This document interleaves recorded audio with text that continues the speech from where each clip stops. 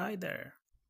Ngayon, subukan natin mag-trade sa Digi30 sa opening ng New York session. Ayan, nakasit up na yung chart natin. 5 minutes. Hintayin lang natin magbukas yung market. 11 seconds para magbukas. Abangan, abang. Yan, lumagpas yun. Nakabay na tayo ng 3. Tingnan natin. Yan, tumatakbo na yung trade natin. Profitable na yung trade natin. Abang, baka biglang bumalak yan. Close. Na-close ko na yung trade natin.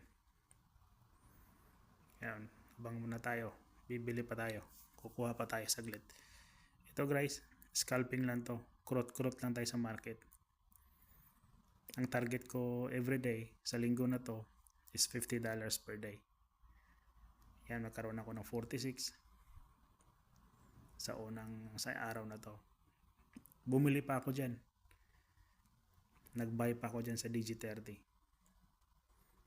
Yan, nag-buy pa ako dito.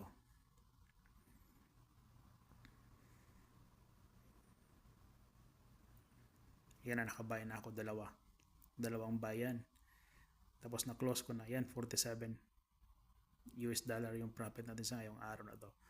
Kulang pa ako ng $3. Maya after nang mag-settle down yung market, babalik tayo sa XEU USD gamit yung Ridex Bullet strategy natin. Pag nakuha natin $50, close na tayo. Gusto yung matuto, message nyo this page. At Ridex, we bring opportunity.